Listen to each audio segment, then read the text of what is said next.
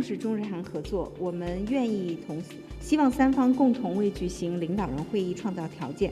我们也愿意就筹备领导人会议与韩国和日本保持沟通。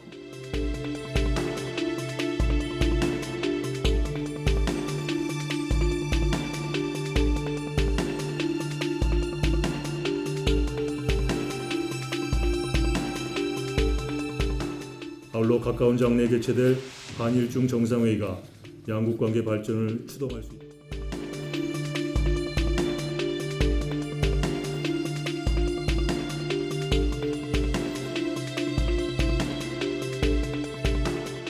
삼국 협력 체제를 완전히 복원하고 정상화하는 분기점이 될 것입니다.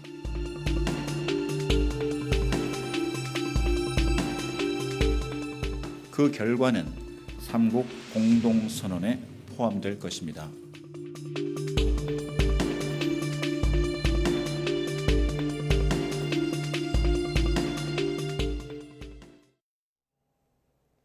뉴스업 시작합니다. 대통령실이 오는 26일부터 이틀간 서울에서 한일중 정상회의가 개최된다고 발표했습니다. 세 나라가 삼국 협력 체계를 완전히 복원하고 정상화하는 분기점이 될 것으로 전망했는데요. 대통령실 브리핑 직접 들어보겠습니다. 이번 한일중 정상회의는 지난 2019년 12월 중국 청두에서 개최된 제8차 회의 이후 4년 5개월 만에 개최되는 것입니다. 이번 정상회의는 한일중 세 나라가 삼국 협력 체제를 완전히 복원하고 정상화하는 분기점이 될 것입니다. 우리 정부는 정상회의 준비 과정에서 국민 실생활과의 연관성과 삼국 간 실제 협력 수요를 감안해서 6가지의 6대 중점 협력 분야를 일본과 중국 측에 제시하였습니다. 삼국 정상들은 이번 정상회의에서 이들 분야의 협력 방안을 심도 있게 논의할 예정이며 그 결과는 삼국 공동선언에 포함될 것입니다. 이번 한일중 정상회의는 경제 등 삼국이 공동협력을 강화할 수 있는 분야에 초점이 맞춰질 전망입니다.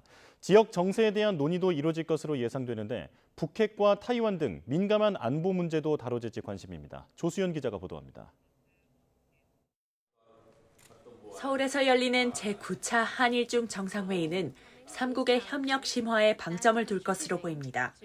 4년 5개월 만에 재개되는 만큼 한일중 협력 체제를 복원하고 국민이 체감할 수 있는 실질적 협력을 강화하는 게 주된 목표입니다. 구체적으로 인적 교류와 경제 통상 협력, 보건 고령화 대응 협력 등 6대 중점 협력 분야가 비중 있게 다루어질 예정입니다. 개최 자체가 상당히 이제 의미가 있고 좀 그걸 통해 가지고 앞으로의 어떤 협력 방안이나 이런 것들을 계속 이제 진전시켜 나가는 그런 방향 그 정도가 되지 않을까 생각이 됩니다. 이와 함께 삼국의 공동 관심사인 지역 정세에 대해서도 의견 교환이 이루어질 것으로 보입니다. 특히 북핵 위협이나 중국 내 탈북민 강제 북송 문제, 타이완과의 관계 등이 다루어질지 관심입니다. 북핵과 북러 군사협력에 대해서는 한반도 평화 유지 중요성에 대한 공감대를 재확인하는 수준의 메시지가 예상됩니다. 또 미국, 영국, 호주의 안보동맹, 오커스에 대한 한일 참여 가능성에 중국이 견제의 목소리를 낼 수도 있습니다. 다만 이번 정상회의는 한일중 공동협력이라는 상징성에 방점을 둔 만큼 민감한 현안에 대한 문구가 공동선언에 담길지는 미지수입니다.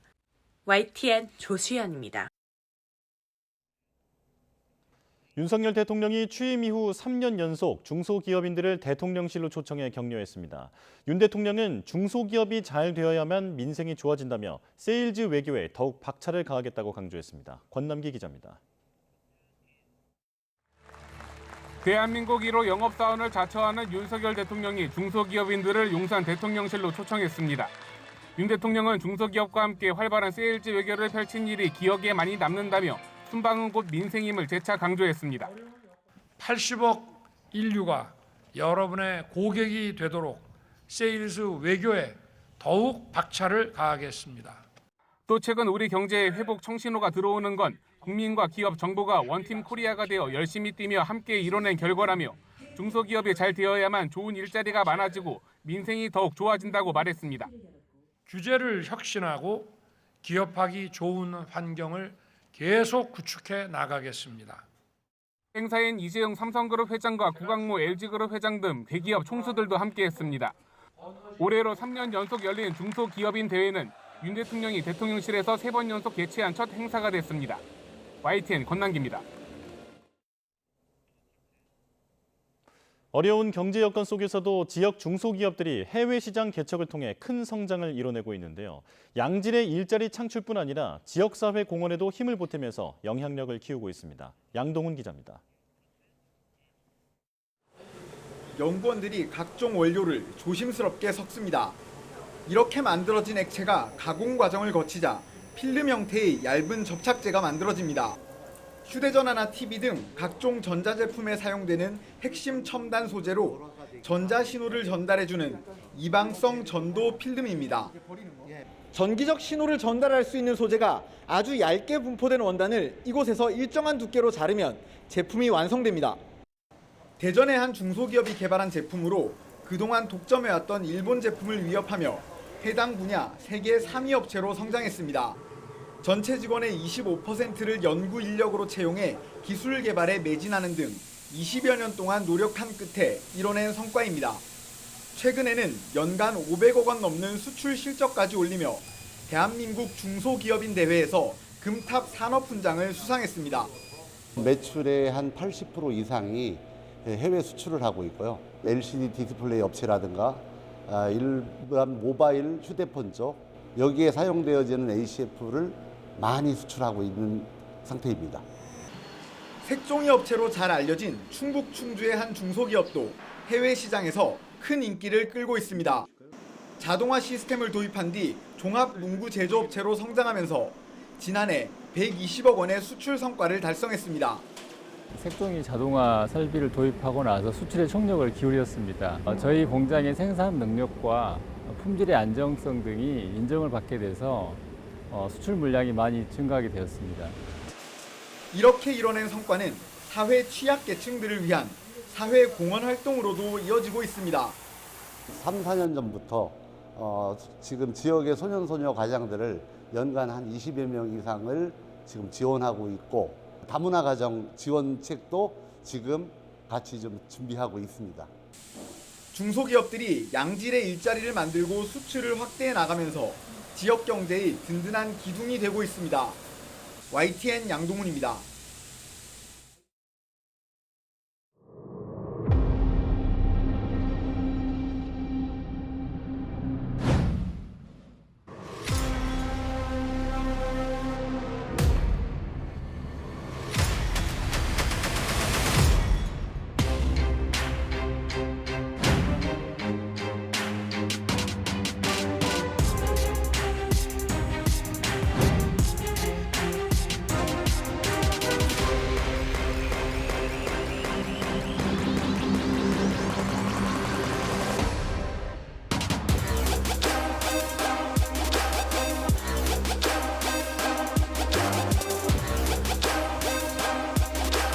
계시는 사람이 많이 필요하겠습니다. 어쨌든 죄송합니다.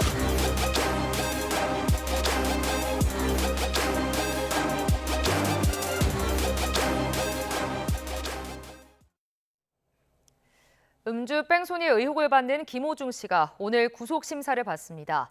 이미 잡혀있는 공연을 위해 구속심사 일정을 미뤄달라고 신청했지만 기각되면서 오늘 낮에 예정대로 진행됩니다. 유서연 기자가 보도합니다.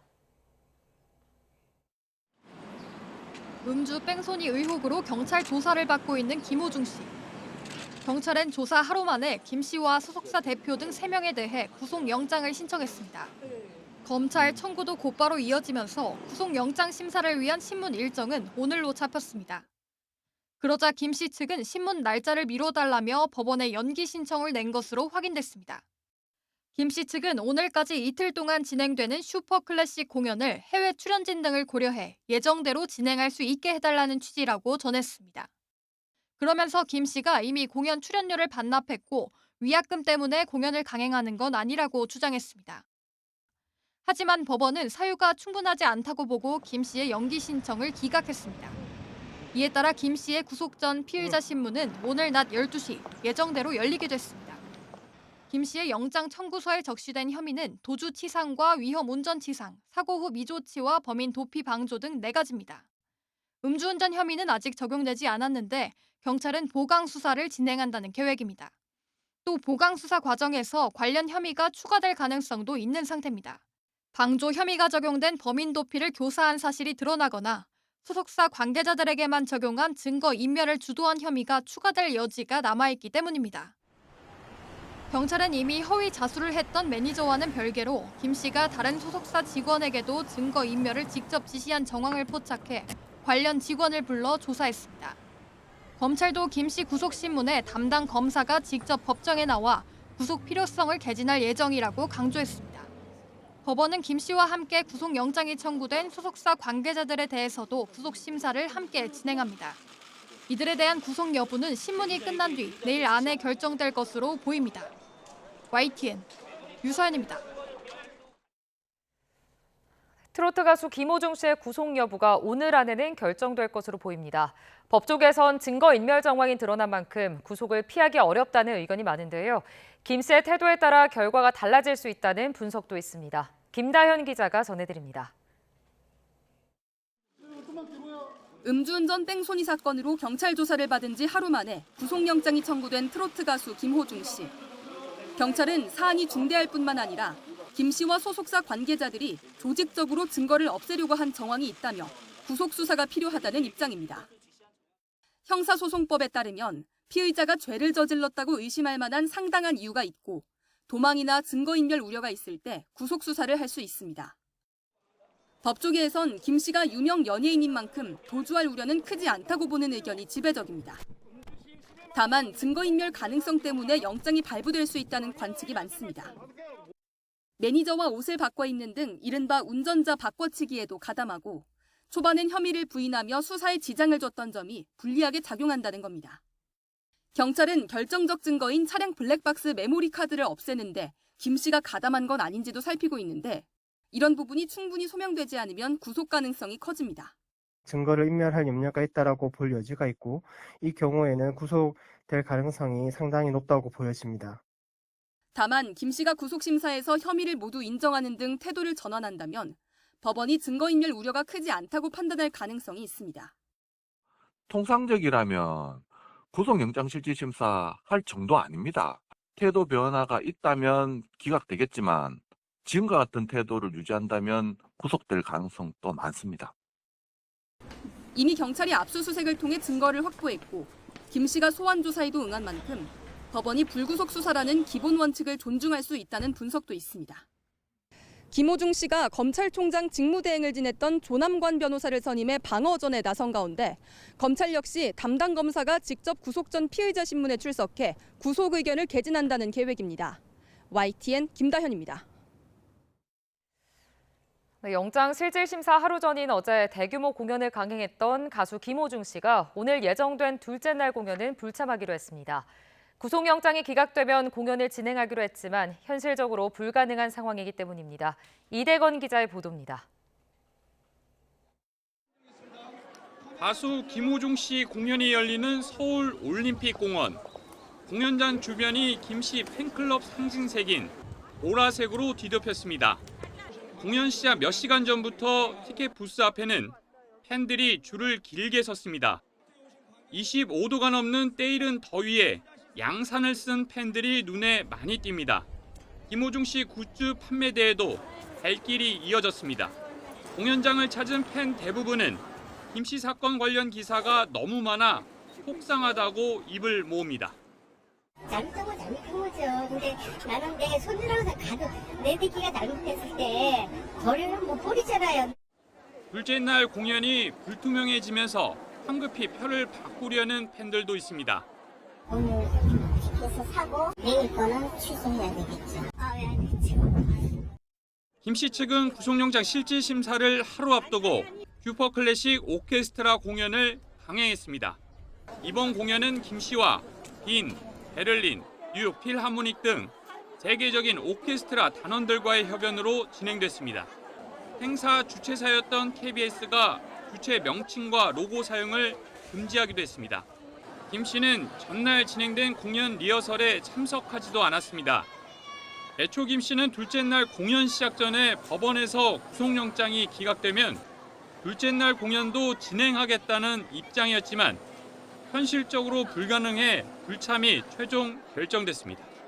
소속사 측은 김 씨가 이번 슈퍼클래식 공연 이후 모든 활동을 중단하고 자숙의 시간을 가질 거라고 밝혔습니다. YTN 이다운입니다. 직원 갑질 논란에 휩싸인 반려견 훈련사 강형욱 씨가 입장을 내지 않고 침묵을 이어가고 있습니다. 강 씨의 회사는 사무기기까지 모두 처분하면서 폐업 절차에 들어간 모습인데요. 김기수 기자가 찾아가 봤습니다. 반려견들이 뛰어놀 놀이터에 잡초만 무성합니다. 출입구는 굳게 닫혀 있고 주차장은 바리게이트로 막혀 있습니다. 직원 갑질 논란이 제기된 개통령 강형욱 훈련사가 운영해온 경기 남양주시 훈련장입니다. 훈련장 맞은편 강형욱 훈련사가 운영하는 회사 건물입니다. 보시는 것처럼 문이 굳게 닫혀 있는데요. 인재이 끊긴 채 한참인 듯 우편함에는 각종 고지서와 우편물이 가득하고 택배 상자도 그대로 방치돼 있습니다. 근처 주민들은 지난달쯤부터 반려견 교육도 진행되지 않았고 강 씨도 보이지 않았다고 말합니다. 그쵸, 예전에는 주말 되면 휴양도 하고 있던 것 같은데 꽤 됐어요, 조용한 지는. 강 씨 회사 홈페이지에는 다음 달 30일부터 반려견 교육 서비스가 종료된다는 공지만 올려진 상황. 이를 놓고 강 씨가 폐업 절차를 밟고 있는 게 아니냐는 관측이 나오고 있습니다. 실제 강 씨는 지난 2월과 지난달 두 차례에 걸쳐 회사 PC와 모니터 등 20여 대를 모두 처분한 것으로 확인됐습니다. YTN 취재 결과 사무기기 판매는 직원들이 없는 주말에 이루어졌는데 당시 강 씨는 제품을 넘기면서 사업 개편을 이유로 든 것으로 전해졌습니다. 앞서 구직 사이트 등에서는 강 씨가 CCTV로 직원들을 감시한다거나 폭력적인 언행으로 모욕한다는 강 씨 회사 퇴사자들의 폭로가 이어졌습니다. 논란이 계속 커지자 고용노동부도 사실관계 확인에 나섰는데 피해 제보자들은 물론 강 씨와도 연락이 닿지 않고 있습니다. 지속적으로 현장 출장을 가서 확인을 하고 있어요. 문을 혹시 열고 있는지, 출근한 직원이나 대표는 있는지. 그래서 이제 강형욱 대표나 경영진하고 접촉을 위해서 현재 노력 중이다. 취재진은 갑질 논란에 대한 강 씨의 입장을 듣기 위해 여러 차례 연락을 시도했지만 닿지 않았습니다. 강 씨가 유튜브 등을 통해 공식 입장을 밝힐 거란 전망도 나왔지만 침묵은 계속되고 있습니다. YTN 김기수입니다. 앞으로 이혼을 한 뒤라도 혼인 무효 소송이 가능해집니다. 이혼했다면 판단받을 기회도 주지 않았던 기존 판례를 대법원이 40년 만에 뒤집었습니다. 김철희 기자입니다. 지난 2004년 9월 A씨는 전 남편과 결혼한 지 3년 만에 이혼을 신고했습니다. 이혼 뒤 A씨는 의사결정을 할 수 없는 상태에서 혼인 신고를 했던 거라며 법원에 결혼을 무효로 해달라고 청구했습니다. 1심과 2심은 이혼으로 이미 혼인 관계가 해소된 만큼 무효인지 따져서 얻을 이익이 없다며 판단조차 내리지 않고 소송을 끝냈습니다. 지난 1984년 이후 같은 취지로 판결을 이어온 대법원은 그러나 원심 판단에 문제가 있다며 사건을 다시 1심 법원으로 돌려보냈습니다. 먼저 대법원은 이혼한 뒤라고 해도 혼인이 무효였음을 확인하면 얻을 수 있는 이익이 분명히 존재한다고 판단했습니다. 결혼을 전제로 수많은 법률 관계가 형성돼 있는 만큼 결혼을 무효로 돌리면 관련 분쟁을 한꺼번에 해결할 수 있다는 겁니다. 여러 법률 관계에 관련된 분쟁을 한꺼번에 해결할 수 있는 유효적절한 수단이므로 확인의 이익이 인정될 수 있습니다. 또 혼인 무효와 이혼 사이에 법적으로 큰 차이가 있는 점 역시 판단 근거가 됐습니다. 실제로 혼인이 무효로 바뀌면 인척 간 혼인 금지 규정을 적용받지 않고 가사 채무에 대한 연대 책임도 물을 수 없게 됩니다. 또한 혼인이 무효라면 일상 가사 채무에 대한 연대 책임도 지지 않게 됩니다. 그러므로 이혼 이후에도 과거의 혼인 관계가 무효임을 확인할 실익이 존재합니다. 그동안 이혼을 한 경우 혼인 무효 사유가 있는지에 대해 법원 판단을 구할 방법 자체가 없었지만 40년 만에 길이 열렸습니다. 대법원 관계자는 이번 판결로 그간 불이익을 받아온 당사자들이 실질적으로 권리를 구제받을 수 있게 됐다고 평가했습니다. YTN 김철입니다.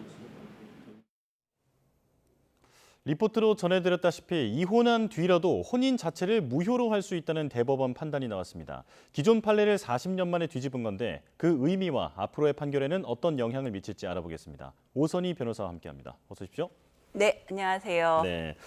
자, 어제 나온 판례잖아요. 네. 자, 소송 내용과 대법원이 어떻게 판단을 했는지 이제 알아보겠습니다. 네. 자, 그러니까 A 씨가 결혼 생활 중이 아니라 이혼한 지 15년이 지난 시점에 이 혼인 무효 확인 소송을 제기를 한 거잖아요. 제기한 이유부터 좀 알려주실까요? 네, 이 A 씨가 이혼을 한 상태였는데 네.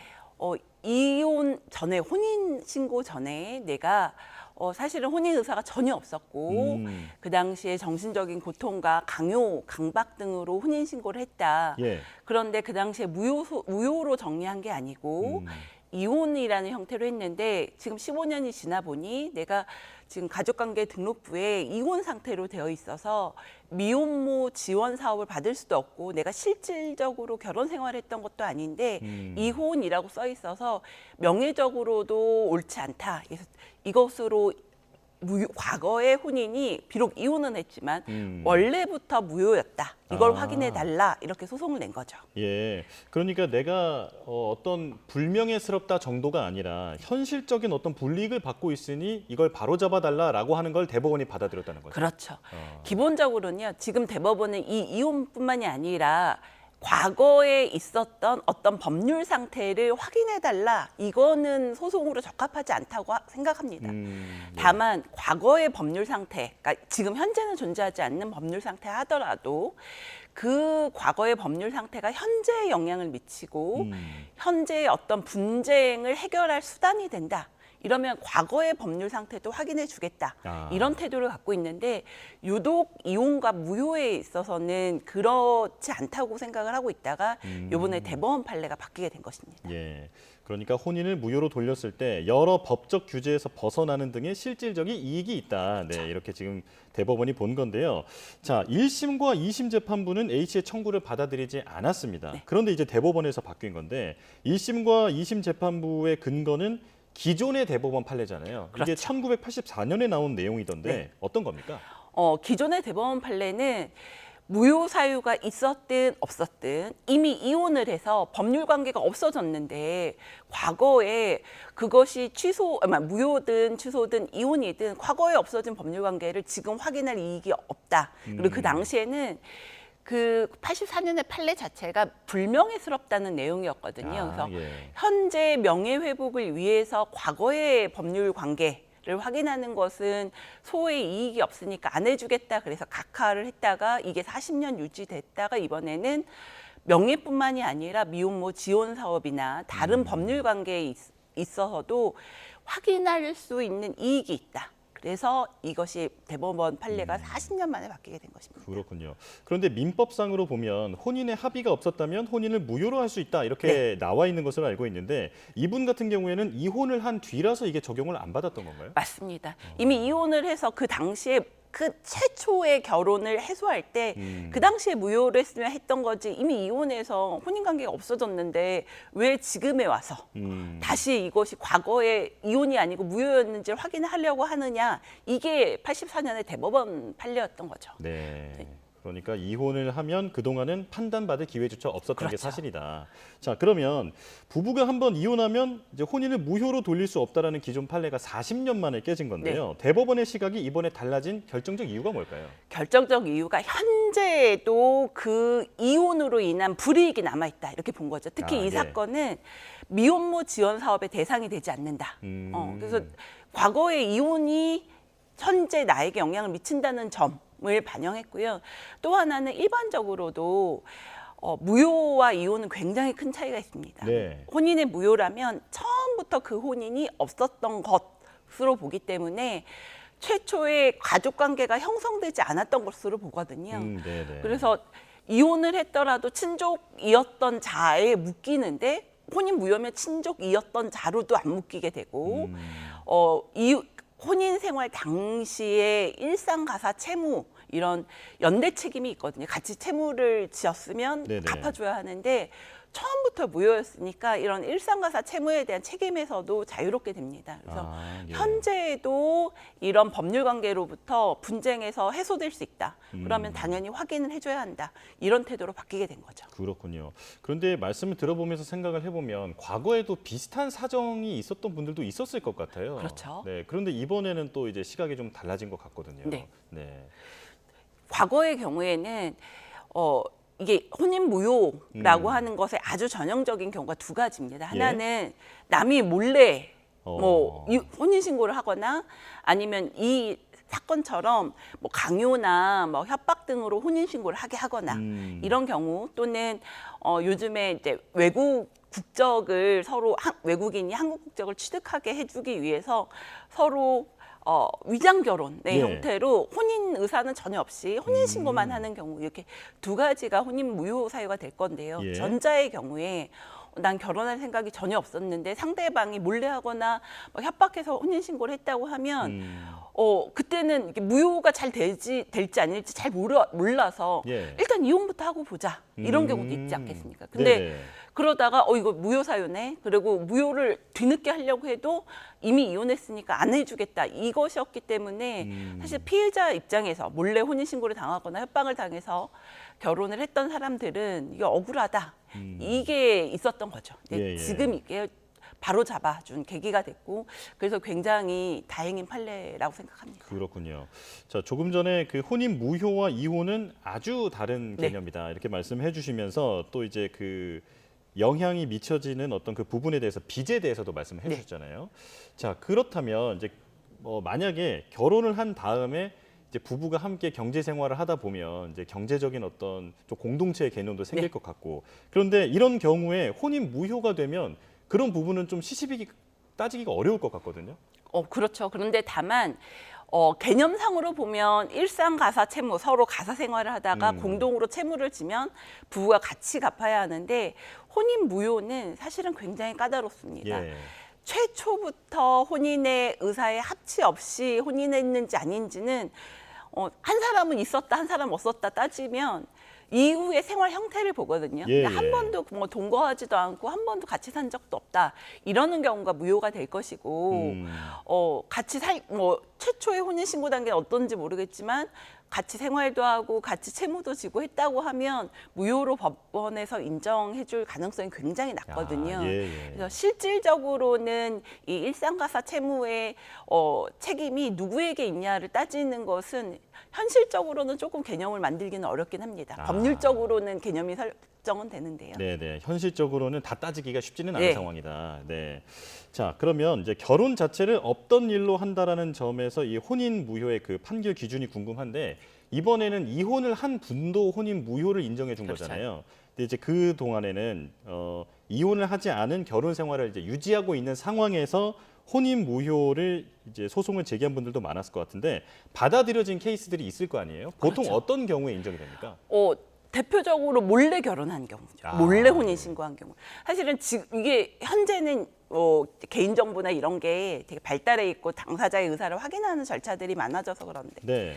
예전에는 뭐 신분증만 갖고 위임장 막 위조해서 혼인 신고를 한 사람이 가서 할 수 있으니까 그래서 뭐 결혼하고 싶은 사람 몰래 인적사항 확인해가지고 몰래 가서 혼인신고하고 이런 경우도 있었거든요. 그것도 그냥 결혼으로 다 인정이 됩니까? 일단 접수가 되면 예. 접수가 되면 그러면 나중에 내가 혼인신고 한지도 몰랐고 네. 결혼한 상태로 가족관계 등록부가 정리되어 있는지도 몰랐는데 이거 확인하니까 혼인의 실체도 없고 누가 몰래 했다 이런 경우에는 무효 소송을 했던 거죠. 네. 근데 지금 이 사건의 경우는 강요에 의해서 혼인신고를 했고 일정 정도 결혼 생활을 한 상태에서 이 법률 상태를 정리하려고 하니까 무효가 되는지 몰라서 이혼을 했는데 최초의 혼인신고 단계에서 강요가 있었으니까 무효인지 여부를 확인해달라 이렇게 들어갔던 거여서 약간 차이는 있습니다. 네. 최초의 혼인 자체가 문제가 있는 것이 핵심인 것 같은데 네. 그 계곡살인 사건으로 무기징역을 받은 그 이은혜도 네. 지금 그 혼인 무효 소송이 받아들여져서 이제 그 사망한 남성이 혼인 무효를 인정을 받았잖아요. 그렇죠. 이 내용도 좀 설명을 해주실까요? 이 사건은 이은혜와 피해자, 사망한 피해자 사이에 혼인 신고는 되어 있는데 이 무효 사유의 전형적인 게 혼인 의사의 합치거든요. 혼인 예. 의사의 합치는 실제로 결혼 생활을 형성하고 유지할 의사를 의미합니다. 단순히 혼인 신고를 할 의사가 아니거든요. 네. 그러면 이 이은혜와 피해자 사이에 실제로 우리가 결혼 생활을 할 의사가 있었냐? 없었다. 경제적으로 착취하고 이 법률적으로 재산을 빼내기 위한 도구로 사용된 거지 네. 혼인 관계와 생활을 만들어 볼 의사는 없었다. 요 점에 주목해서 무효로 정리가 된 것입니다. 예, 그러니까 이은혜는 이 피해자를 어떤 도구로만 봤던 거지 결혼 생활을 이어갈 의지는 보이지 않았다. 네, 이렇게 봤다라는 건데요. 자, 변호사님이 이혼 소송도 자주 맡으시는 걸로 이제 들었는데 이번에 40년 만에 판례가 바뀌었습니다. 이게 앞으로 어떤 영향을 줄 거라고 보십니까? 지금 뭐 일각에서는 무효 소송이 갑자기 늘어나는 거 아니냐. 이미 이혼한 사람들 사이에서 무효로 돌리자 이래서 네. 다시 무효 확인할 게 많아질 거 아니냐 이렇게 생각들을 하시는 경우도 있는데 사실은 법률의 무효라는 거는 법원에서는 굉장히 엄격하게 봅니다. 예. 그래서 소송이 일은 조금 늘어날 수는 있을 수도 있지만 이게 갑자기 무효로 바뀌어서 최초의 법률 상태도 아예 없는 것으로 바꾸기에는 엄격하게 이제 입증을 해야 되는 문제가 있거든요. 예. 그래서 무효 소송이 갑자기 늘어날 것으로 보이지는 않고 다만 억울한 사람들이 법을 잘 몰라서 무효, 취소, 이혼을 잘 정리하지 못하고 그냥 헤어졌던 분들이 구제받을 수 있는 길은 열렸다. 이 측면이 대단히 중요하다고 생각은 합니다. 예. 그렇다면 내가 결혼이라는 제도를 그 악용을 당해서 이제 범죄의 피해자가 됐다거나 네. 혹은 뭐 국적 취득에 이용이 됐다거나 하는 경우에 이런 분들은 이번에 판례를 보면 무효로 인정받을 가능성도 높아졌다. 굉장히 높아졌죠. 굉장히 네. 높아졌고 특히 국적 취득의 경우는 근데 사실은 위장 결혼은 혼인 결혼 같이 살 생각 없이 그냥 혼인 신고만 해서 비자 발급에 관련한 것들은 네. 이미 이게 형사 처벌이 되고 있거든요. 네. 그래서 사실은 한국인과 외국인 사이의 위장 결혼 자체가 양쪽 다 처벌을 받기 때문에 서로 무효 소송하는 경우는 많지 않을 건데 오히려 실제로 외국인과 결혼한 이후에 외국인을 내쫓기 위해서 무효 소송이 악용될 수도 있어서 그 점은 살짝 우려는 됩니다. 예. 그렇군요. 이 밖에도 또 우려되는 부분이 이게 이제 말씀해 주신 대로 이게 이혼을 한 다음에 이걸 무효로 돌리자라고 하는 생각에서 좀 무리한 소송 같은 게 늘어날 가능성은 없겠습니까? 이게 이렇게 됐으니까 뭐 소송을 할 수는 있겠는데요. 무효라는 게 아까 말씀드렸던 것처럼 혼인 의사의 합치가 없이 혼인 신고가 됐고 혼인의 생활에 실제가 없는 경우였어야 하기 때문에 네네. 이혼 후에 이미 뭐 재산 분할도 했다거나 아니면 실제 생활을 했다거나 하는 경우는 그리고 현재의 이 이혼이 영향을 미쳤다 이것까지 입증하지 않는 경우에는 무효로 확인 소송을 한다고 해도 무효로 이길 가능성이 굉장히 낮거든요. 그래서 이것의 악용은 소송은 조금 증가할 수는 있겠지만 악용이 될 우려는 상대적으로는 적다고 생각하고 실제로 가사 사건에서 혼인 무효 소송이 차지하는 비율이 굉장히 낮습니다. 1%보다 조금 높은데요. 네네. 그 이유는 그만큼 혼인 무효라는 게 그러니까 같이 생활했다는 점 정도만 있어도 무효로 인정되지 않기 때문에 그렇습니다. 네네. 자, 그럼 마지막으로 이번 판례로 인해서 이제 40년 만에 분위기가 바뀐 건데 이제 변호사님께서 개인적으로는 이번 판례에 대해서는 이제 긍정적으로 생각하시는 건지 한번 말씀해 주시죠. 굉장히 저는 환영할 대법원 판례라고 생각합니다. 왜냐하면 지금보다 과거에 뭐 이를테면 80년대, 70년대에 억지로 결혼하셨던 분들 그 당시에 혼인 의사 없이 그냥 강제적으로 혼인 신고가 돼서 나의 그 가족관계 등록부에 어쩔 수 없이 이혼의 형태로 살았던 분들이 그리고 그것 때문에 원하지 않았던 가족 관계를 유지하셨던 분들이 이번에 이 판결로 구제를 받으실 수 있을 거라고 생각을 하고 이것이 사실은 다른 사건과 비교를 해도 일관적인 대법원의 태도하고도 맞기 때문에 굉장히 환영할 만한 판례라고 생각합니다. 네, 자 이제 모두가 주목할 만한 판례가 네. 나왔다는 점, 네 앞으로도 이제 추이를 지켜봐야겠습니다. 자 지금까지 오선희 변호사와 함께했습니다. 고맙습니다. 네, 감사합니다.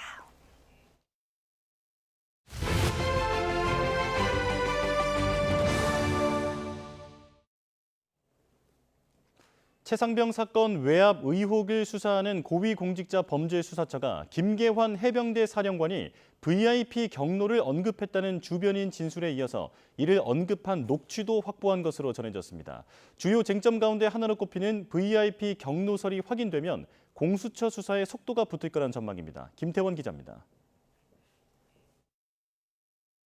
최상병 사건에서 이른바 VIP 경로설은 윗선의 외압이 실제 있었는지를 가늠할 수 있는 주요한 정황 증거 가운데 하나입니다. 박정훈 전 해병대 수사단장은 지난해 수사 결과를 보고한 바로 다음 날 예정된 언론 브리핑이 취소된 배경에 대통령의 경로가 있었다는 이야기를 들었다고 주장해왔습니다. 반면 발화자로 지목된 김계환 해병대 사령관, 그런 말을 한 적도 없고 들어본 적도 없다며 의혹을 강하게 부인해왔습니다. 그런데 고위공직자범죄수사처가 김 사령관의 주장과 배치되는 정황을 확보했습니다. 지난해 8월 아침 회의에서 김 사령관이 VIP가 경로했다고 말하는 것을 들었다며 다른 해병대 고위 간부가 진술한 겁니다. 공수처는 또 김 사령관의 휴대전화에서 김 사령관이 부하와 통화하며 VIP 경로설을 언급하는 녹취 파일도 확인한 것으로 전해졌습니다. 공수처는 지난 21일 김 사령관을 상대로 관련 내용을 확인했지만 인정하지 않았고 박 전 단장과의 대질 조사도 거부했습니다. 하지만 VIP 경로설을 뒷받침하는 진술과 증거가 잇따라 나오면서 공수처가 조만간 김 사령관을 다시 불러 조사할 거라는 관측도 나옵니다. YTN 김태원입니다. 최상병 특검법 본회의 재표결을 앞두고 국민의힘 원내 지도부가 의원들에게 서한을 보내 반대표를 호소했습니다. 이탈표 단속 총력전을 펴는 분위기인데요. 반면 민주당은 특검법 통과 결의문을 채택하며 처리 의지를 재확인했습니다. 강민경 기자입니다. 최상병 특검법의 부결 당론을 정한 국민의힘 추경호 원내대표가 이번엔 소속 의원들에게 편지를 보냈습니다. 민주당 박주민 의원이 최근 여당 의원들의 찬성표를 설득하는 서한을 보낸 데 맞불을 놓은 셈입니다. 추 원내대표는 집권 여당이 국정 운영에 책임을 갖고 일할 수 있도록 해달라며 특검법 재표결 때 반대표를 던져달라고 호소했습니다. 민주당이 탄핵 카드까지 꺼내들었다는 점도 방어선을 칠 명분으로 삼았습니다. 대통령의 헌법상 권한인 제2요구권을 행사했다는 이유로 탄핵을 운운하고 국회 밖으로 나가 막무가내로 장외 집회를 여는 게 과연 민주당이 원하는 정치입니까? 여당 내부적으로는 부결을 유력시하면서도 이탈표 규모 역시 전국 주도권의 중요 변수로 보고 표 단속 총력전을 펼치고 있습니다. 그간에 이제 윤재욱 대표님께서 직접 지방에서 가서 만나기도 하시고 또 개별적으로 면담도 하시고 통화도 하시고 계속 지금 만나고 계시는 것 같습니다. 민주당은 1박 2일 당선인 워크숍을 특검법 처리 의지를 다지는 결의문 채택으로 마무리했습니다. 윤석열 대통령이 거부권을 행사한 법안을 비롯한 개혁 법안들을 속도감 있게 추진하며 당면하여 해병대원 특검법 관철을 위해 역량을 집중한다. 특검법 통과를 위해 최소 17 이탈표가 필요한 민주당은 여당의 낙천자들을 중심으로 개별 설득을 진행하고 있습니다. 여당에서 공개적으로 특검 찬성 의사를 밝힌 의원은 3명이지만 실제 찬성표를 던질 사람은 더 많을 거라는 게 민주당 분석입니다. 왜 이걸 정권의 문제로 비화시키는지를 이해할 수 없다는 의원들이 많고 공개적으로 3명이 말할 정도면 공개하지 않고 있지만 찬성 표결하겠다는 사람이 더 많다고 봐야죠. 민주당은 10번째 거부권을 행사한 윤석열 대통령을 겨냥해 탄핵 등 발언 수위를 높이며 공세 고삐를 늦추지 않고 있습니다. 여야 물밑 협상으로 극적 타결을 이룬 이태원 참사 특별법과 달리 최상병 특검은 대통령실 수사 외압을 정조준하고 있어 협상의 여지가 적어 보입니다. 실제 여야 간 대화 채널은 닫혔고 또 한 번 본회의 충돌을 향해 가고 있습니다. YTN 강민경입니다. 고 노무현 전 대통령 15주기 추도식이 경남 김해 봉하마을에서 엄수됐습니다. 추도식에 집결한 여야는 하나같이 노무현 정신을 계승하겠다고 입을 모았지만 상대를 향한 일침을 빼놓지 않았습니다. 나혜인 기자입니다. 고 노무현 전 대통령 15주기 추도식은 지금의 실천이 내일의 역사라는 주제로 열렸습니다. 지난 2004년 노 전 대통령의 프랑스 파리 소르본 대학교 연설 중 한 대목을 따왔습니다. 노무현 대통령께서 이루지 못한 꿈, 그 뒤를 잇는 여정에 함께 해 주십시오. 내일의 역사를 위해서는 지금 우리의 실천이 필요합니다. 권양숙 여사를 비롯한 유족과 시민 수천 명이 운집한 가운데 문재인 전 대통령 부부도 3년 연속 참석했습니다. 여권에선 한덕수 국무총리와 국민의힘 황우여 비상대책위원장, 홍철호 대통령실 정무수석 등이 고인의 넋을 기렸습니다. 여당은 노 전 대통령이 꿈꿨던 정치는 통합과 상생, 타협이라고 목소리를 높였습니다. 타협의 정치를 늘 강하게 주장하셨습니다. 지금의 정치 이끌어가는 하나의 좋은 지표라고 생각합니다. 하지만 거대 야당이 다수 의석을 앞세워 민의를 왜곡하고 입법 독주를 이어가고 있다며 다가올 22대 국회에선 협치의 정신을 보여야 한다고 견제구를 날렸습니다. 야권에선 더불어민주당 이재명 대표와 조국혁신당 조국 대표, 22대 국회의원 당선인들이 총집결했습니다. 노무현 정신을 짓밟고 있는 건 현재 집권 세력이라며 거부권을 남발하는 대통령과 거수기에 불과한 여당 때문에 민주주의가 무너지고 있다고 날을 세웠습니다. 반칙과 특권 없는 세상, 사람 사는 세상의 꿈은 여전히 미완성입니다. 짧은 시간에 참으로 많은 퇴행을 하고 말았습니다. 문재인 전 대통령은 추도식 전 이 대표 등 야당 지도부 김경수 전 경남지사와 환담했고 행사가 끝난 뒤엔 경남 양산 사저에서 황우여 비대위원장의 예방을 받았습니다. 여야는 올해도 입을 모아 노무현 정신을 외쳤지만 또다시 펼쳐진 거부권 정국의 메시지의 강조점은 극명하게 엇갈렸습니다. YTN 나현입니다. 박근혜 전 대통령의 최측근이었던 정호성 전 청와대 부속비서관이 윤석열 정부 대통령실 참모로 발탁된 것으로 전해졌습니다. 대통령실 고위 관계자는 어제 YTN과 통화에서 정 전 비서관이 이르면 내일부터 시민사회 수석실 산하 3비서관으로 근무할 예정이라고 말했습니다. 정 전 비서관은 앞서 박근혜 청와대가 국정원에서 특수활동비를 상납받는 데 관여한 혐의로 징역형의 집행유예가 확정됐습니다. 21대 국회에서 여야가 합의점을 찾지 못하고 있는 연금 개혁안을 놓고 더불어민주당 이재명 대표가 영수회담 개최 카드를 꺼냈습니다. 대승적인 차원에서 기존 정부안을 수용하겠다고 주장한 건데 국민의힘은 이 대표가 또다시 거짓말을 하고 있다며 반발했습니다. 임성재 기자의 보도입니다. 여야는 연금 가입자가 내는 돈인 보험료율에선 13%로 접점을 찾았습니다. 하지만 받는 돈인 소득 대체율에서 단 2%포인트 차이를 좁히지 못하면서 합의는 사실상 물 건너간 것으로 보였습니다. 제1목적은 연금이 지속 가능성이고 미래 세대에 대한 부담을 축소하는 것이라고 생각했기 때문에 소득 대체 2%에 따라서 재정에 큰 영향을 미치는 것도 아니다는 걸 우리가 시뮬레이션을 통해서 확인했습니다. 얼마 남지 않은 21대 국회 임기에 연금 개혁안 폐기를 목전에 두고 민주당 이재명 대표가 긴급 제안을 했습니다. 지금이 마지막 기회라며 21대 국회 내 개혁안 처리를 위해 대통령과 영수회담까지 할 용의가 있다고 밝힌 겁니다. 특히 윤석열 정부가 제안한 소득 대체율 45% 안을 대승적으로 받아들이겠다며 이를 받아들일진 정부 여당에 달렸다고 압박했습니다. 이재명 대표께서 아주 좋은 제안을 해주셨습니다. 21대 국회에서 반드시 처리해야 된다고 하는 강력한 의지를 담은 제안입니다. 공을 넘겨받은 국민의힘은 그러나 이재명 대표가 오는 28일 본회의 강행 처리를 위해 또 거짓말을 늘어놓고 있다고 날을 세웠습니다. 정부안을 수용한답시고 내놓은 안은 애초부터 민주당이 주장해온 숫자로 이 대표의 대승적 수용 주장 자체가 성립할 수 없다는 지적입니다. 받는 돈인 소득 대체율을 기존 입장이었던 43%에서 한 발 물러서 최대 44%까지 양보할 수는 있지만 미래 세대에 가중될 부담을 고려하면 그 이상은 어렵다는 점도 분명히 했습니다. 윤석열 정부 아니라고 왜 그런 거짓말 하는지 이해가 안 됩니다. 책임 공방을 지금 아마 우리 당 쪽으로 넘기려고.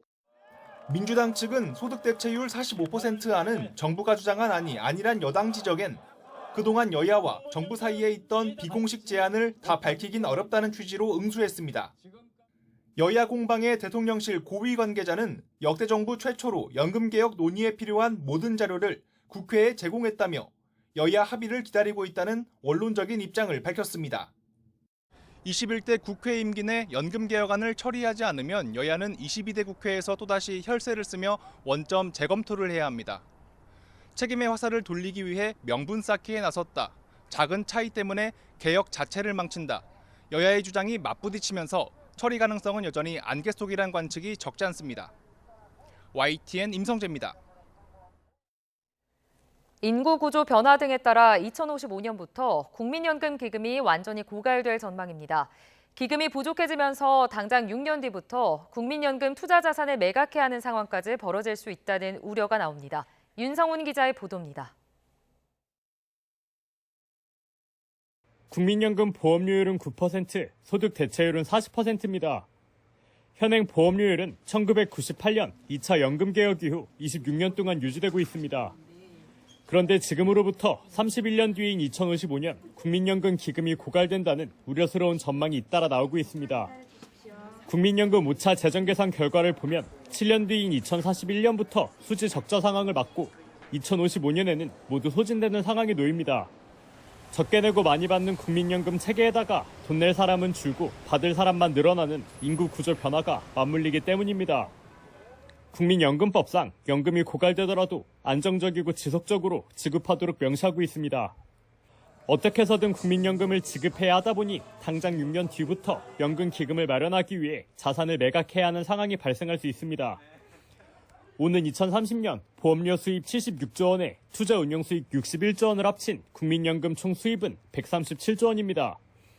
그런데 총 지출은 79조 원에 달해 보험료 수입이 3조 원 모자라게 됩니다. 결국 재원 마련을 위해서 국민연금 도입 이래 처음으로 주식이나 채권 등 투자 자산을 매각해야 하는 겁니다. 더 멀리 내다보면 현행 기금 마련 방식을 미리 모아서 지급하는 적립식에서 부가식으로 변경할 수밖에 없습니다.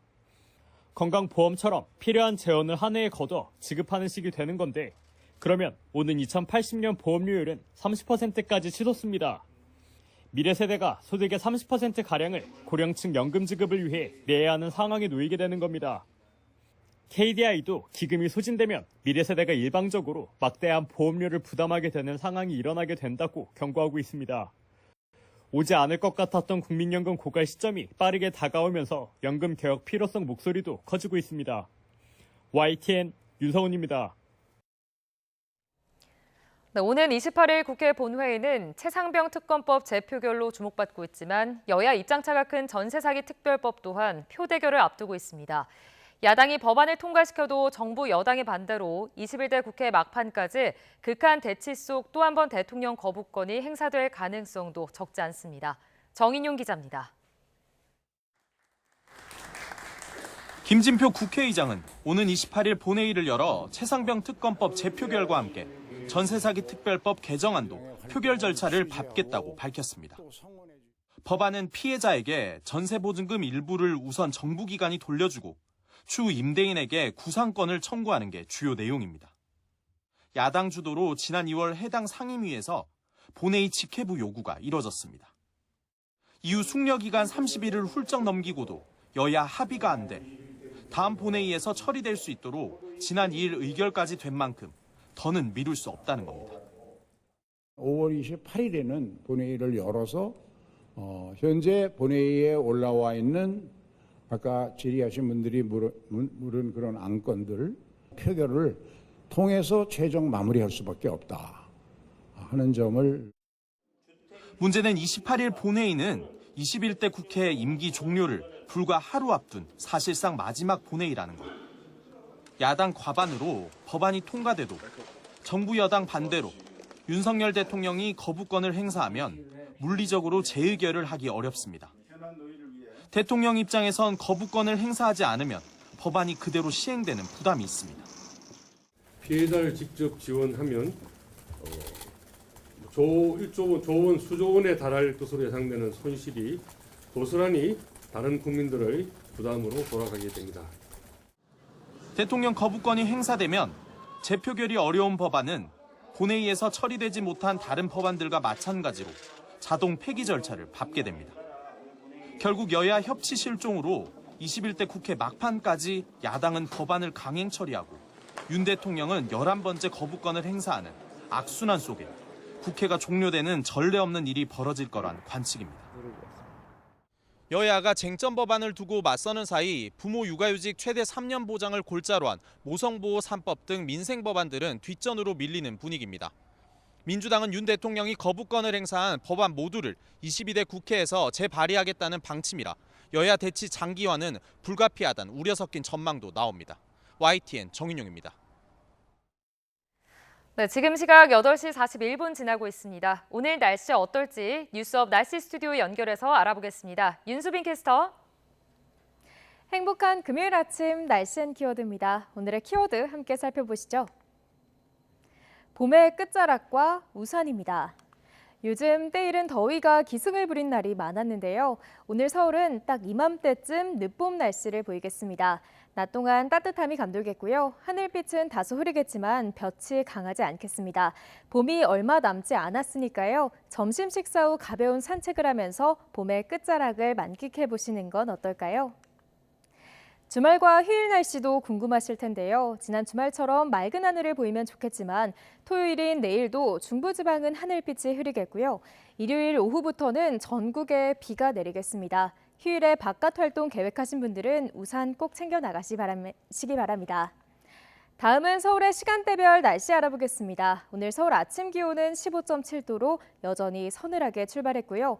한낮 기온은 25도로 어제보다 조금 더 낮겠습니다. 하지만 퇴근길 이후에는 기온이 점차 떨어지면서 아침만큼은 아니지만 비교적 선선함이 감돌겠습니다.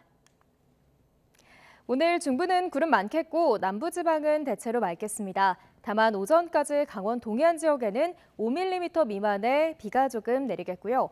영서 남부와 충북 남부, 남부 내륙 곳곳에는 오후 한때 5에서 20mm의 요란한 소나기가 지나겠습니다. 또 맑은 하늘이 함께하는 남부지방에서는 볕이 강하게 내리쬐겠습니다. 한낮 야외 활동 시 자외선과 오존을 주의해 주시기 바랍니다. 오늘은 충청 이남을 중심으로 낮더위가 이어지겠습니다. 광주 30도, 대구는 28도가 예상되고요. 반면 차가운 동풍이 부는 동해안 지역은 속초가 19도에 머무는 등 어제보다 많게는 10도 이상 크게 낮아지겠습니다. 이번 주말 동안에는 흐리고 비가 내리면서 기온이 제자리를 되찾겠고요. 휴일 오후 곳곳에서 시작된 비는 밤사이 전국으로 확대해 다음 주 월요일까지 이어질 전망입니다. 오늘도 즐거운 하루 보내세요. 지금까지 날씨 앤 키워드의 윤수빈이었습니다. 어제 기상청에서 여름 전망을 발표했는데요. 올 여름에는 시작부터 평년보다 심한 더위가 이어지고 집중호우도 잦을 것으로 전망했습니다. 태풍은 예년보다 적지만 우리나라 가까이 북상한다면 강하고 센 태풍이 북상할 수 있어 철저한 대비가 필요합니다. 올 여름 기상 전망을 김민경 기자가 전해드립니다. 고속도로 한복판의 도로가 불쑥 솟아 있습니다.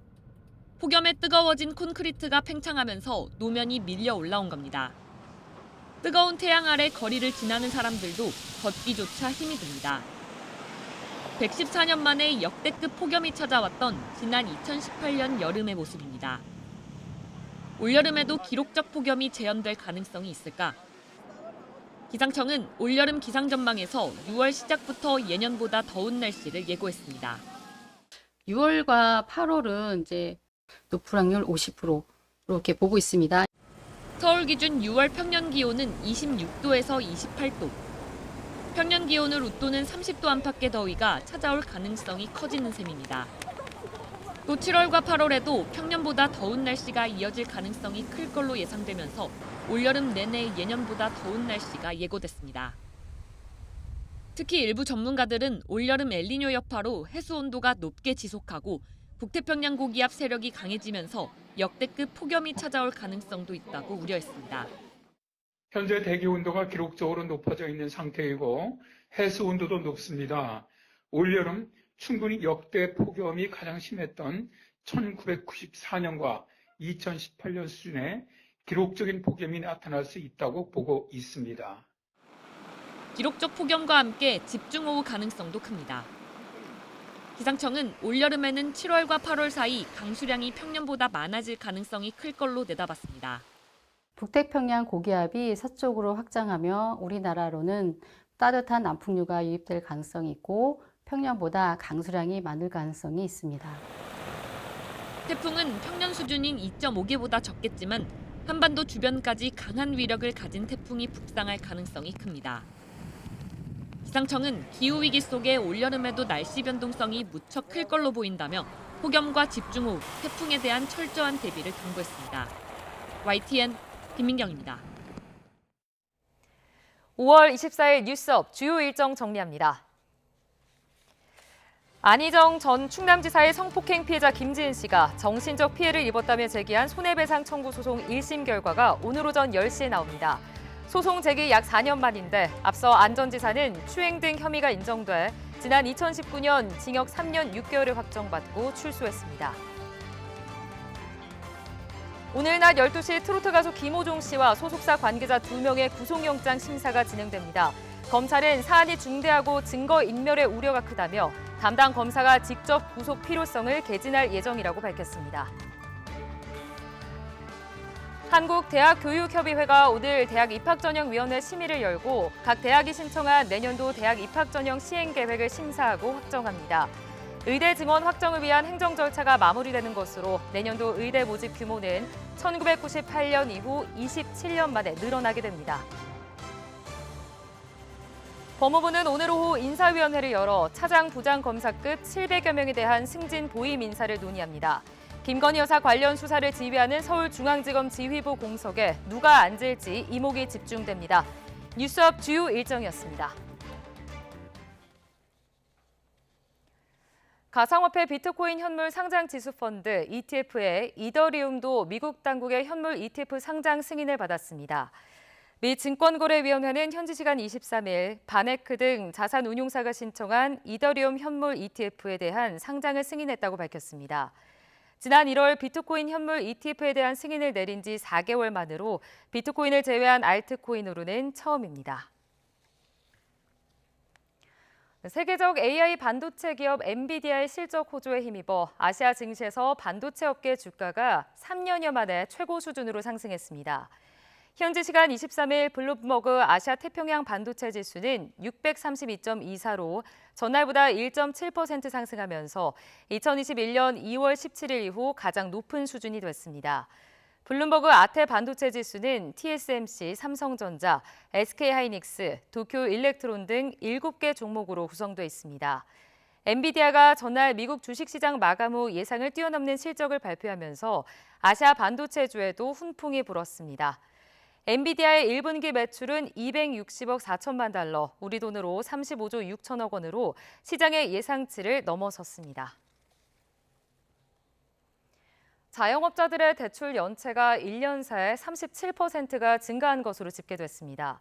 내수 부진이 계속되는 가운데 고금리 부담 때문에 채무 조정을 신청하는 사람들도 50%나 늘었습니다. 류환웅 기자가 취재했습니다. 10여 년간 여행 홍보 대행업을 하는 39살 권소현 씨는 코로나19로 매출의 직격탄을 맞은 후 3년 전부터는 5천만 원 대출금의 원리금 상환조차 힘들어 장기 연체자가 되고 말았습니다. 아무래도 대출이 연체된 상황이니까 현금이 안 도는 게 가장 힘들었고요. 현금이 돌지 않으니까 인건비도 줄 수 없어서 올해 7년 동안 일했던 친구를 떠나보내야 했던 것, 그리고 전세를 빼서라도 대출금을 갚아야 되니까 집을 줄여서 이제 원룸으로 가야 했었는데 캠코, 즉 한국자산관리공사의 새출발 기금이란 채무조정 프로그램을 만나 대출 원금의 73%를 탕감받고 이제는 자력으로 남은 원금 상환도 마쳤습니다. 권 씨처럼 장기 연체에 시달리는 자영업자가 최근 늘어나 1분기 말 5대 시중은행 자영업자 대출 연체액이 1년 전보다 37%가 늘어 1조 원을 돌파했습니다. 자영업자 연체가 늘어나자 지난해 월 평균 3,100명이던 캠코의 새 출발 기금 신청자는 4,700명으로 50%나 증가했고 신청액은 지난달 10조 원을 넘어섰습니다. 향후 안정적인 정책 사업을 위해서 정부 출자금 및 캠코 자체 재원 등을 통해 자금을 조달하고 있습니다. 현재까지 정부로부터 1조 7,100억을 출자받았으며 향후 채무조정 신청 증가 등의 대응을 위해서 추가적인 재원은 캠코로부터 필요자금을 차입할 예정입니다. 연체에 시달리다 결국 폐업을 선택하는 이들도 늘어나 소상공인들의 퇴직금이라 할 노란우산 공제금 지급 건수가 1년 새 10% 증가했고 금액은 20%가 늘어났습니다. 올해 들어 수출이 호조세지만 품목이 반도체와 IT, 선박으로 국한돼 있어 아직 그 온기가 내수 경기로까진 미치질 못하는 상황입니다. 고금리에 따른 비용 증가와 매출 악화라는 두 개의 큰 장벽에 갇혀 영세한 자영업자들은 경기가 살아나기만을 손꼽아 기다리고 있습니다. YTN 유환홍입니다. 익명 대화방인 오픈 채팅방을 통해 이용자들의 개인정보가 유출된 카카오가 역대 최대 과징금인 151억 원을 물게 됐습니다. 정부는 카카오가 별도의 암호화 조치 없이 보안을 소홀히 한 것으로 판단했는데 카카오는 법적 조치를 검토하겠다며 반발했습니다. 차정윤 기자입니다.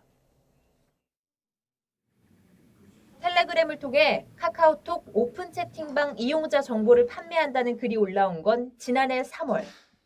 해커는 한 명당 7,000원, 5,000명 이상 개인정보를 산다면 2,000원 할인한 5,000원에 팔겠다며 가격 흥정까지 했습니다. 개인정보보호위원회 조사 결과 해커는 카카오톡 오픈 채팅방 참여자의 임시 아이디와 회원 일렬 번호를 확보하고 친구 추가 기능을 통해 실명 등을 조회한 뒤 각각의 정보를 조합해 개인정보 파일을 만들어 판 것으로 나타났습니다.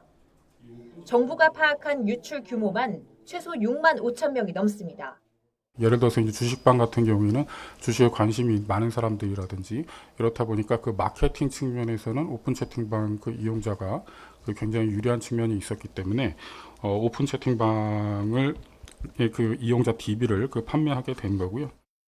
이런 사태가 벌어진 건 카카오가 오픈 채팅방 참여자의 임시 아이디를 암호화하지 않았고 온라인상 개발자 커뮤니티 등을 통해서도 보안 문제점이 지적됐지만 후속 조치를 소홀히 했다고 위원회는 판단했습니다. 익명 서비스를 이용을 하면서 오픈 채팅방에 익명이 아닌 휴대전화 번호까지 다 알 수 있게 된다라고 하면 이건 굉장히 프라이버시 측면에서 심각한 문제가 있을 수 있기 때문에 이에 따라 카카오에 과징금 151억여 원과 과태료 780만 원을 물리기로 했습니다. 과징금 액수로는 역대 최대였던 골프존의 75억여 원보다 2배가 넘습니다. 이에 대해 카카오는 행정소송을 포함한 법적 대응을 검토하겠다며 적극 반박했습니다. 일렬 번호나 임시 아이디로는 개인 식별이 불가능하기 때문에 이를 암호화하지 않은 것도 법령 위반으로 볼 수 없다는 겁니다. 유출 사고를 인지한 뒤 조치가 미흡했다는 지적에 대해서도 경찰에 선제적으로 고발하고 정부에도 신고했다며 위원회 판단에 아쉬움을 표했습니다. YTN 차정은입니다. 경남 창녕군에 있는 한 오리 농장에서 지난 2월 이후 105일 만에 고병원성 조류 인플루엔자 확진 사례가 나왔습니다. 서울의 한 아파트에서는 새벽에 불이 나 주민들이 급히 대피했습니다. 밤사이 사건 사고 소식 홍민기 기자입니다. 경남 창녕군 대한면에 있는 한 오리 농장에서 고병원성 조류 인플루엔자 AI 확진 사례가 발견됐습니다. 앞서 이 농장 오리를 도축장으로 보내기 전 정밀 검사 과정에서 H5 항원이 발견되자 경상남도가 정밀 검사를 의뢰했고 검사 결과 고병원성 AI가 발견된 겁니다. 지난 2월 충남 아산시의 한 가금류 농장에서 고병원성 AI가 발견된 뒤 105일 만입니다.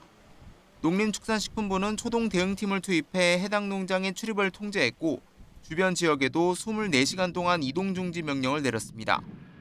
농장에서 키우던 오리 2만 2천여 마리는 화장의 일종인 렌더링 방식으로 모두 살처분하기로 했습니다. 오늘 새벽 3시 10분쯤 서울 상계동의 한 아파트 5층에서 불이 났습니다. 이 불로 다친 사람은 없었고 주민 3명이 급히 대피했습니다. 소방당국은 대원 60여 명을 투입해 30여 분 만에 불을 완전히 끄고 정확한 화재 원인을 조사하고 있습니다. 어젯밤 9시 50분쯤에는 경북 상주시 구잠리의 야산에서 산불이 났습니다. 이 불로 다친 사람이나 피해를 본 시설은 없는 것으로 파악됐습니다. 산림당국은 진화 인력 130여 명을 긴급 투입해 1시간 40여 분 만에 불을 모두 끄고 정확한 화재 원인과 피해 면적 등을 확인하고 있습니다. YTN 홍민기입니다. 지난해 겨울 경복궁 담벼락에 대문짝만한 낙서가 그려졌던 사건 기억하실 겁니다. 낙서했던 10대는 사흘 만에 잡혔지만 이걸 시킨 이 팀장을 추적하는 데 애를 먹었는데요. 경찰이 무려 5달에 걸친 수사 끝에 이 팀장을 붙잡았습니다. 사건 당시 화면부터 보시죠. 오가는 사람이 거의 없는 새벽 시간입니다. 자, 그런데 누군가 모자를 푹 눌러쓰고 경복궁 주변을 어슬렁거리는데요. 자, 잠시 뒤에 손으로 휘적휘적하는데 담벼락에 뭔가가 그려집니다. 스프레이로 경복궁 담벼락에 낙서를 하는 모습입니다. 불법으로 영상을 공유하는 사이트 주소와 영화 공짜라는 글자를 썼습니다. 사흘 만에 붙잡힌 이 범인 10대였습니다. 문화재 훼손이란 거 전혀 몰랐나요? 범행 동기가 어떻게 되시나요? 사과할 생각 없나요? 잠시만요. 범행 동기가 어떻게 되시죠? 잘못이란 거 전혀 몰랐어요? 그런데 10대들을 움직인 배후가 있었습니다. 바로 이 팀장이라고 불리는 인물. 시키는 대로 낙서를 하면 300만 원을 주겠다고 꼬드겼습니다. 하지만 텔레그램으로 지시한 탓에 추적이 어려웠고 인분에게 돈을 보낸 사람도 범행과는 관련이 없는 것으로 확인됐습니다. 그렇게 사건은 미궁으로 빠지나 했는데 경찰이 끈질긴 추적 끝에 덜미를 잡았습니다. 수사 5달 만입니다. 낙서로 남겼던 사이트를 운영하던 30살 남성이었는데요. 낙서한 사실을 언론사에 제보하라고 했던 이유가 여기에 있었던 것으로 추정됩니다. 사이트를 홍보하려고 했다는 얘기죠. 경찰은 이 남성에게 음란물과 성착취물을 유포한 혐의도 적용했습니다. 훼손된 경복궁을 복구하는데 1억 5천만 원 넘게 쓰인 것으로 집계됐습니다. 10대들 범행 뒤에 있었던 20대의 모방범의 낙서까지 포함된 비용인데요. 국가유산청은 민사소송을 통해 비용을 받아내겠다는 계획입니다. 최근 벌어진 서울대 N번방 사건에 대해 유홍림 서울대 총장이 안타까운 마음과 큰 책임감을 느낀다고 밝혔습니다. 유 총장은 오늘 서울대학교 관악 캠퍼스에서 열린 언론 간담회에서 관련 태스크포스를 꾸려 재발 방지책과 피해자 지원책을 마련하겠다며 이같이 말했습니다. 최근 서울대 졸업생 박모 씨 등은 서울대 동문을 비롯해 지인 여성들의 사진으로 불법 합성물을 제작하고 유포한 혐의로 구속 송치됐습니다.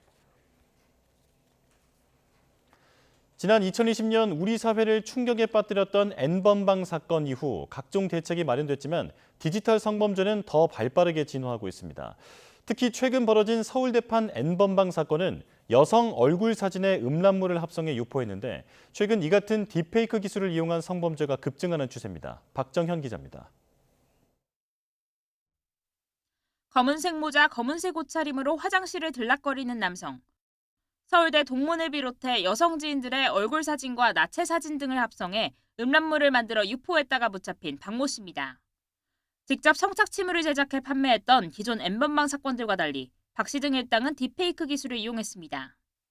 딥페이크를 이용한 디지털 성범죄는 최근 꾸준히 늘고 있습니다. 방심위에 접수된 딥페이크 허위 영상물 삭제 요청도 2년 사이 4배 가까이 폭증했습니다. 인공지능의 대증화로 딥페이크 기술 접근성도 높아짐에 따라 디지털 성범죄 양상도 바뀌고 있는 겁니다. 딥페이크 영상을 만들어주는 앱입니다. 원하는 클립을 선택하고 이렇게 사진을 찍으면 30여 초 만에 손쉽게 영상물을 만들 수 있습니다. 텔레그램 같은 SNS에서도 딥페이크 영상물을 만들어준다는 채널 수십 개를 찾을 수 있을 정도입니다. 문제는 이 같은 딥페이크 영상물이 신고도 처벌도 모두 어렵다는 겁니다. 온라인에 올라온 온갖 사진들이 범행에 활용될 수 있는 탓에 본인도 모르는 사이 범행 대상이 될 수 있기 때문입니다. 또 텔레그램 같은 경우 익명성이 높아 범죄에 자주 악용되지만 사적 대화방으로 분류돼 모니터링 규제 대상에 포함되지 않는 데다가 현행법상 유포를 목적으로 딥페이크 영상을 만든 경우에만 처벌할 수 있어 개인 소지 목적의 영상물 제작 행위는 사각지대에 놓여 있습니다.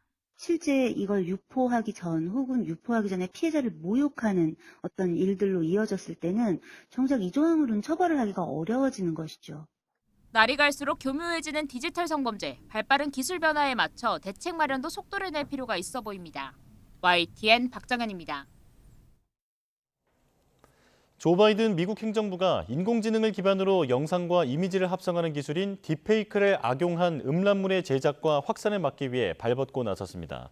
백악관은 현지 시간 23일 AI 개발자와 금융기관 등에 딥페이크 음란물을 통한 수익 창출을 막고 사이트 결제를 제한할 것을 요구하는 내용의 공문을 보냈다고 AP통신이 보도했습니다. 구글과 애플 등 모바일 앱스토어를 관리하는 게이트키퍼에게도 딥페이크 음란물 생성과 확산을 막을 수 있는 일련의 조처를 요구했다고 전했습니다. 최근 세계 곳곳에서 기상이변으로 예기치 않은 인명피해가 늘고 있습니다. 멕시코 북부에서 강한 돌풍으로 대선 후보 유세 행사 무대가 무너져 현재까지 9명이 숨지고 120여 명이 다쳤습니다. 정유신 기자의 보도입니다. 현지 시간 22일 밤 대선을 앞둔 멕시코에서 야권 후보의 유세가 한창입니다. 무대 뒤가 펄럭거리기 시작하자 선거운동원들이 뒤를 돌아봅니다. 이어 대형 스크린이 구조물과 함께 쓰러지고 맙니다. 갑자기 들이닥친 강한 돌풍에 유세 무대가 무너져 내린 겁니다. SNS에 올라온 영상을 보면 사고 직후 유세장은 아수라장으로 변했습니다. 곳곳에서 비명이 터져나오고 도움을 요청하는 소리가 들립니다. 이 사고로 어린이 1명을 포함해 9명이 숨지고 120여 명이 다친 것으로 파악됐습니다. 무대 위에 있던 마이네스 후보는 급히 대피해 큰 부상을 피했습니다. Y cuando se da cuenta también corre en otra dirección, algunos saltan hacia los costados, yo salto hacia atrás. 마이네스 등 대선 후보들은 희생자를 애도하며 유세 활동을 일시 중단했습니다. 현지 당국은 지역 주민들에게 강풍을 조심하라며 당분간 실내에 머물 것을 권고했습니다. Cuerpos de seguridad y ambulancias, les pido que nos guardemos todos. No hay ni una necesidad de salir. Las siguientes 2 horas estén en resguardo, bajo cuidado, bajo techo. Cuiden mucho a sus hijos. 미국 중남부에서도 최대 풍속 265km에 달하는 강력한 토네이도가 발생해 5명이 숨지고 마을이 초토화되는 등 큰 피해가 났습니다. 토네이도 영향권에 들어간 텍사스 일부 지방은 일주일째 정전이 이어지고 9만 명이 대피하는 등 비상이 걸렸습니다. YTN 정준입니다. 최근 난기류를 만나 수십 명의 부상자를 낸 싱가포르 항공 여객기 사고를 비롯해서 끊이지 않는 항공기 안전사고는 언제나 큰 위험이 되고 있죠. 유일한 국적 항공사로 개편을 앞두고 있는 대한항공의 안전 시스템과 대비 태세는 어떤지 김기봉 기자가 긴급히 둘러봤습니다. 잠들지 않는 지상의 조종실이라 불리는 대한항공 종합통제센터. 세계 110개 도시를 오가는 항공기들의 운항 상황을 실시간으로 체크하는데 한 운항관리사가 뉴욕에서 인천으로 오고 있는 항공기에 긴급히 연락을 취합니다. 플라이 레벨 380 고고도에서는 터뷸런스가 없기 때문에 계속 그 고도로 운항하시는 것을 추천드리겠습니다. 현재 고도 38,000 계속 유지하겠습니다. 운항 중인 다른 항공기로부터 난기류가 있다는 사실을 통보받은 뒤 곧 그 구간을 지나게 될 비행기에 위성 전화로 사실을 알린 것입니다. 뜻밖의 사고를 유발할 수 있는 난기류 점검은 2가지 방법으로 이루어지는데 아이카오 공급 웨더 차트로 미리 확인하는 기상 상황과 함께 운항 중인 항공기로부터 직접 전달받는 실시간 현장 정보가 있습니다. 선행편 아니면 다른 항공사에서 제공하는 먼저 겪은 정보라든가 그런 것들을 서로 이제 공유하는 플랫폼이 준비가 돼 있고요. 기체 결함 사고를 막기 위한 정비도 사고 예방에 중요한 축입니다. 정기 점검은 물론 이상이 감지되는 즉시 이곳 경납고에서 진단과 수리를 받게 됩니다. 대략 축구장 2개 넓이의 10층 높이의 이 정비 경납고에는 대형 항공기 2대를 포함해 3대의 비행기가 동시에 정비를 받을 수 있는데 정비 작업은 24시간 계속됩니다. 대한항공은 성실한 정비 체계 덕에 지난해 정시 운항률이 전 기종에서 99.17% 이상을 기록해 세계 항공사 평균보다 1% 이상 높았다고 밝혔습니다. 뭐 하는 거야 지금 이게? 야! 잘못했습니다. 변호인을 선임할 수 있으며 묵비권을 행사할 수 있고 안전 운항을 위협하는 위험 인물에 대한 신속하고 단호한 대처도 안전의 중요한 요소입니다. 특별경찰권을 부여받은 승무원들은 포박은 물론 테이저건 사용도 훈련하고 있습니다. 이쪽으로! 컴퓨스웨이! 이쪽으로! 컴퓨스웨이! 비상시 승객들의 침착하고 신속한 탈출을 인도하고 안전한 대피를 마무리 짓는 훈련도 정기적으로 이루어지고 있습니다. 대한항공은 안전 위해 요인을 보고한 직원을 연 2회씩 보상하는 등 절대 안전의 문화 확산에 주력한다고 밝혔습니다. YTN 김기봉입니다. 비행기 공포증이란 단어가 있습니다. 난기류 등으로 비행기 타기 무서워하는 현상인데요. 얼마 전 한 여객기가 난기류로 급강하하면서 승객이 사망하는 일까지 발생해 우려가 커지고 있습니다. 특히 기후위기가 이런 난기류 발생 빈도를 높일 수 있다는데 오늘 전문가 모시고 관련 이슈 자세히 알아보겠습니다. 정윤식 항공안전연구소 소장 스튜디오에 모셨습니다. 네, 어서 오세요. 네, 반갑습니다. 네, 소장님. 최근 런던에서 저희가 보도도 해드렸지만 싱가포르를 향하는 여객기에서 난기류가 발생하면서 기체가 심하게 흔들리는 일이 발생을 했습니다. 사망자가 나오는 좀 이례적인 일이었는데 무려 1,800m나 급강하는 사고가 발생했어요. 이 수치가 제가 잘 와닿지가 않아서 그런데 얼만큼 급강한 건지 그리고 또 어쩌다가 이런 일이 발생한 겁니까? 이거 데이터를 보면 1,800m를 약 3분 동안 강한 것으로 되어 있습니다. 네. 그럼 우리 항공 쪽에서 분석하는 이제 수치로 보면 1,800 fpm, 약 600m를 1분에 강화했다는 뜻이거든요. 근데 그 정도 수치는 사실 상승하거나 우리 착륙을 위해서 접근할 때 보통 뭐 2,000 fpm까지 나오기 때문에 큰 문제가 되지는 않습니다. 그러나 그렇게 발생되는 시간이 어느 정도였냐? 예를 들어서 우리 이제 물리 공식을 좀 말씀드려야 되는데요. 우리 속도 공식, 뭐 V는 AT, 뭐 이런 아마 공식을 들었을 건데요. 속도는 가속도와 시간의 곱이다 하는 거거든요. 그러면 1,800m를 3분에 내려왔으면 약 시속 72km의 속도고 그거를 만약에 1초 내에 발생이 됐다 그러면 G가 36G에 해당되는 그런 강력한 G포스, 우리 중력 가속도고요. 또는 3초 정도에 발생됐다 그러면 8G, 뭐 전투기 조종사가 받을 수 있는 최고의 중력 가속도가 되거든요. 우리 뭐 바이킹 타더라도 2 내지 뭐 2.5G, 뭐 그다음 0G 정도인데 이거를 또 플러스 G도 아니고 강하기 때문에 우리가 말한 마이너스 G, 네거티브 G를 받으면 일반인들이 굉장히 견디기가 힘들고 그러다 보면 몸이 이제 붕 뜨게 되고 그 충격으로 빠른, 그러니까 그냥 떠서 부딪힌 게 아니라 아주 강력한 속도로 천장에 부딪히면서 사고가 나고 또 마이너스 G를 걸리면 피가 위로 쏠린다든지 아니면 심장 같은 게 굉장히 무리가 가거든요. 그래서 그런 차원에서 아마 심장마비로 해서 사망사고가 발생이 되지 않나 이렇게 생각하고 있습니다. 이 난기류라는 게 소장님 어쩌다가 발생하는 거예요? 난기류는 뭐 기상현상이기 때문에 자세히 말씀드리기는 어렵지만 어쨌든 지구를 돌다 보면 각종 온도 변화, 그다음에 우리 제트 기류, 그다음에 뭐 우리 무역풍 뭐 이런 것들 때문에 바람이 항상 있습니다. 비행기라는 것이 뭐 바람 없이 갈 수 없으니까요. 그러다 보면 그 난기류가 속에 내가 들어가는 게 아니라 우리 제트 기류가 적을 때는 뭐 200km, 많을 때는 한 350km의 속도로 불고 있는 그 속에 들어가면 충격이기 때문에 내가 흔들리는 걸 잘 몰라요. 그러나 난기류 속 바로 밑에 지점이면 우리가 말하는 우리 그 뭐 성 이순신 장군의 그 울덜목 그 물 도는 거 있지 않습니까? 그런 식으로 측류 밑에 흐르지 않는 바람에 따라서 막 역류가 생깁니다. 그 내에 비행기가 혹시 들어가면 굉장히 심한 흔들림이 생기고요.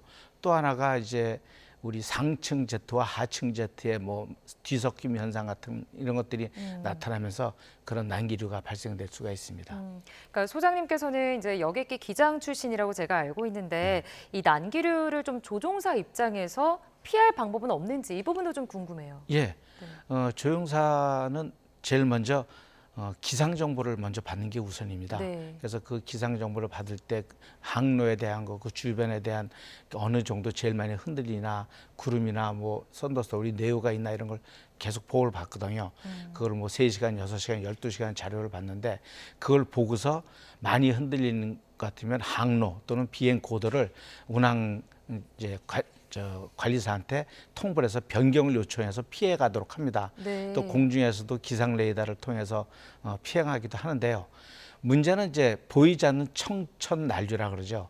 클리어 에어 터뷸런스라고 하는데 이건 뭐 보이지도 않고 어느 순간 갑자기 나타나기 때문에 그런 쪽에 들어가면 대응하는 시간이 워낙에 짧습니다. 네. 뭐 불과 2 내지 3초 정도의 여유밖에 없기 때문에요. 그러다 보면 또 조종사들 하는 절차가 있다 보니까 뭐 시트벨트 이제 작동 등을 온해야죠. 뭐 속도를 줄여야죠. 엔진을 또 좀 줄여주는 조작을 해야죠. 뭐 여러 가지 절차를 하다 보면 실제 대응하다가 또 순식간에 또 난리를 벗어나는 또 일들이 생깁니다.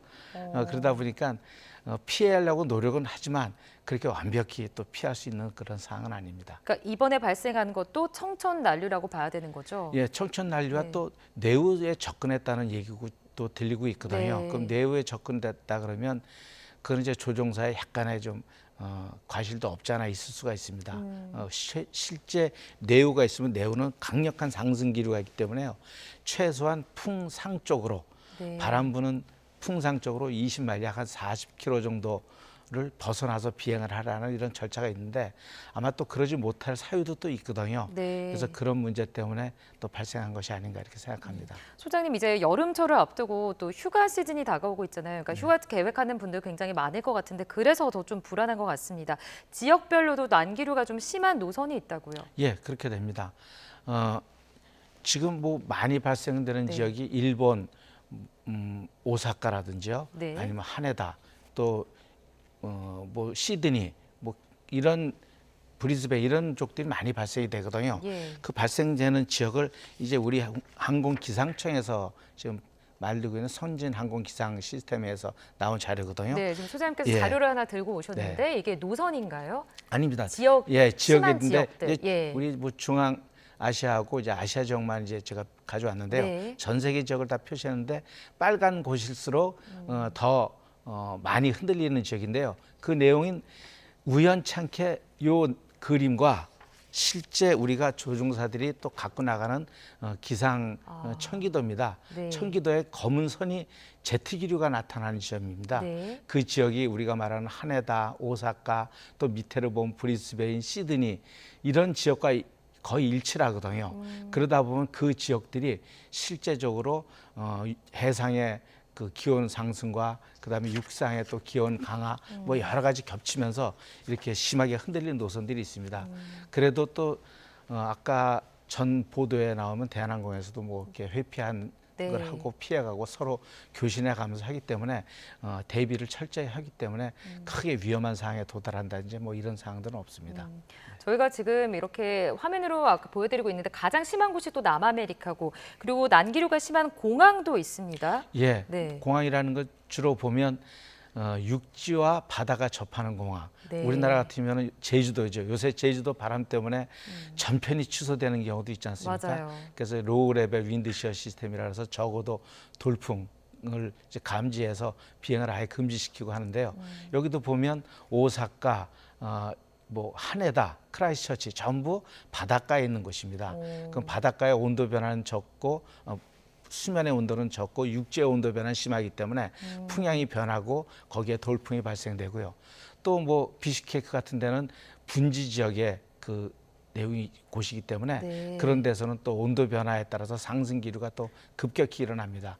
그러다 보면 또 돌풍 같은 게 일어나고 착륙할 때 우리가 말하는 폭행, 고라운드를 실시하는 그런 네. 일들이 자주 발생이 됩니다. 그러니까 산과 바다가 만나는 좀 지역적 특성 때문에 이런 공항들이 좀 난기류가 심하다라고 예, 말씀을 해주셨는데 아까 저희가 이렇게 좀 펴서 보니까 뭐 10곳 중에 한 5곳 정도가 우리 근접 일본이에요. 예. 그러니까 이제 기장으로 좀 계시면서 이 지역들을 많이 다닐 일들이 계셨을 것 같은데 예. 그때도 이렇게 좀 심한 난기류를 느끼셨나요? 이제 최근에 비행한 게 작년 네. 12월에 비행했는데요. 예. 한 3, 4년 전에 비해서 엄청 많은 이 기류 변화가 있습니다. 도리 항로상에는 뭐 큰 차이는 없는데 공항 주변에 접근하면서 굉장히 난류가 심하게 발생이 되고 있습니다. 그러다 보니까 예상치 못하게 폭행을 해서 착륙이 뭐 1시간 정도 지연되거나 하는 일들이 많이 발생이 됐죠. 하여간 기상 이변이라는 말은 제가 뭐 표현하기는 그렇지만 예. 어쨌든 기상 변화가 굉장히 심한 건 사실입니다. 그렇군요. 그러니까 이번 일로 또 이제 비행 공포증에 떠는 분들이 많을 것 같아요. 그러니까 이번에 싱가포르 일과 좀 비슷하게 난기류로 인해서 발생한 사고가 또 어떤 게 있습니까? 크게 뭐 여러 가지 있는데 요 네. 근래 뭐 이제 이 3월 달에도 발생했는데 실제 우리가 항공 사건 이제 연구 사례로 많이 쓰는 것이요.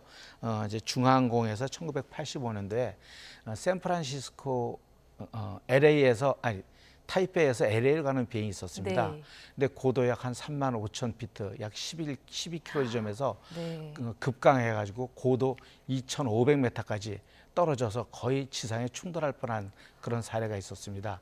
이게 난기류가 발생이 되면 상승 기류라든지 아니면 그런 우리 날개에 받는 그 양력을 발생시키는 네. 그런 앵글 오브 어택 바등각이 있는데 그거를 밑에서부터 쳐올리기 때문에 네. 기체에 순간 실속이 발생이 돼서 마치 추락하듯이 떨어지는 그런 현상이 발생되고요. 또 하나가 엔진도 공기가 정상적으로 들어가야 되는데 그렇지 못해서 엔진이 꺼지는 그런 현상도 발생이 됩니다. 그래서 이번 그 중앙항공 사건도 그때 엔진이 꺼지고 다시 또 엔진을 재시동하고 하는 그런 상태에서 결국 목적지까지 못하고 샌프란시스코에 긴급 착륙을 했는데요. 당연히 다행히 다 모두 안전벨트를 착용하고 있어가지고요. 다치신 분은 경상 2분밖에 그때 안 계셨습니다. 다행이네요. 예, 안전벨트가 굉장히 중요하죠. 네, 그러네요. 그러니까 이제 이런 난기류 사고가 예전에도 있었고 또 최근에도 발생하고 있고 또 소장님이 아까 잠깐 이제 언급을 해주셨는데 이 난기류가 이상기후 현상 때문에 더 늘고 있다 이렇게 언급을 해주셨는데 앞으로 계속 는다고 봐야 되는 겁니까? 지금 뭐 추세로 보면 그렇게 보는 것이 맞다고 봅니다. 그래서 그것 때문에 항공 기상을 이제 예측하는 뭐 항공 기상이라는 것이 데이터를 가지고 과거의 데이터를 가지고서 미래를 예측하는 거기 때문에 사실 조금 요새 좀 안 맞는 경향도 없지 않아 있는데요. 다시 또 최신 기상 정보를 자꾸 적용을 하면서 좋은 데이터가 나오고 있고요. 항공 당국이나 또는 항공사 입장에서도 굉장히 민감하게 좀 반응을 하고 있습니다. 네. 왜냐하면 이게 손님이 다친다는 건 고객 만족도가 많이 떨어지고 실제 항공 승객에 대한 그런 좀 불안감을 발생시키는 문제이기 때문에요. 네. 그래서 거기에 대해서 이제 고도를 낮추면 결국은 또 연료도 많이 들었지만 그래도 그런 걸 감수하고라도 이제 과감하게 회피하고 경로를 벗어나서 시간이 더 걸리더라도 안전한 경로를 채택하기에 굉장히 노력들 하고 있습니다. 그러니까 항공사들도 난기류 발생에 대해서 지금 대처를 하고 있고 그렇다면 승객들 입장에서는 이 난기류가 좀 발생을 했을 때 어떻게 대처해야 될까요? 이제 아까 말한 청천난류 같은 거는 예상치 못하게 발생이 되기 때문에요. 네. 우리가 안전벨트 등이 꺼지면 이제 풀자 그러고 벨트를 이렇게 풀어놓고 편하게 있을 수가 있는데요. 맞습니다. 네. 사실 안전벨트를 항상 착용해 주시고 좀 불편하시면 약간 느슨하게 정도 하는 정도고요. 제일 좋은 건 타이트하게 이렇게 몸에 딱 맞춰서 하는 게 좋지만 그 10시간 뭐 이렇게 할 수는 도저히 없거든요. 그래서 약간 여유 있게 푸셔서 뭐 화장실이나 몸을 좀 움직이실 때 제외하고는 안전벨트를 좀 착용해 주시는 게 가장 안전한 상황입니다. 항공기가 공중에서 기상 때문에 부서지는 일은 없거든요. 네. 그래서 그거는 걱정 안 하셔도 됩니다. 그래서 자기 몸을 보호하기 위해서 조심하시고요. 또 하나가 흔들리다 보면 위에 수화물들이 무겁다 보니까 수화물 칸에 떨어질 수가 있습니다. 그게 이제 주로 머리 위로 떨어질 수 있으니까 우리 뭐 공중 충돌 브레이스 자세라고 하는데 그런 자세까지는 취하지 못하더라도 이 두부가 헤드 머리 부분이 다치면 또 큰 손상이 있으니까 손으로 그 정도 이렇게 감싸는 정도의 행동을 해주시는 것이 좀 그 자세가 뭐 딱 나와 있는 자세는 없습니다. 그렇지만 그게 좀 바람직하지 않나 하는 그런 생각을 하고 있습니다. 네, 알겠습니다. 그러니까 난기류가 발생했을 때 승객들의 입장에서는 안전벨트를 꼭 착용을 하고 그리고 머리 부분이 다치지 않게 좀 보호하는 방법 이렇게까지 한번 정리를 해보도록 하겠습니다. 네, 오늘 말씀 고맙습니다. 지금까지 정윤식 항공안전연구소 소장과 함께 했습니다. 고맙습니다. 네, 감사합니다.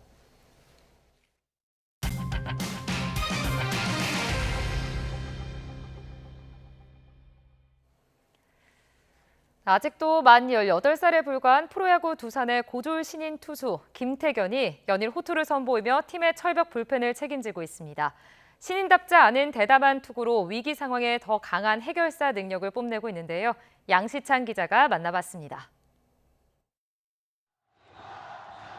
17회 원아웃 3루 위기 상황에 김태견이 등장하자 관중들의 환호가 터져나옵니다. 점수는 1대1. 김태견은 홈런 타자 최정을 풀카운트 승부 끝에 헛스윙 삼진으로 돌려세우더니 올 시즌 타율 1위 에레디아마저 우익수 뜬공으로 잡고 위기를 탈출합니다. 이뿐만이 아닙니다. 앞선 경기에선 팀이 2점 차로 쫓긴 8회 원아웃 1, 2루 위기에서 공 3개로 승리를 지켜냈습니다. 현재 2승 1세이브 3홀드를 기록 중인데 평균 자책점이 1.90에 불과합니다. 특히 이번 달은 등판한 11경기 중 10경기를 무실점으로 막으며 평균 자책점 0.75로 철벽 투구를 이어가고 있습니다. 경험이랑 조금 제가 생각해도 조금씩 발전하는 모습이 있다 보니까 그런 점에서 자신감을 얻는 것 같고 타자를 승부하면서 확실히 좀 여유가 생긴 게 가장 큰 영향인 것 같습니다. 더 놀라운 점은 위기 상황에 더 강한 승부사 근성입니다. 주자가 없을 때보다 있을 때 피안타율이 낮고 득점권에서는 1할에 불과합니다. 심지어 주자가 2, 3루에 있거나 3루에 있을 때는 삼진은 5개를 잡으면서 안타는 1개도 맞지 않았습니다. 고등학교를 갓 졸업한 신인이라고는 믿기지 않는 대담한 투구. 시즌 첫 3경기에서 시행착오를 겪다가 열흘 동안 2군에 다녀온 경험이 약이 됐습니다.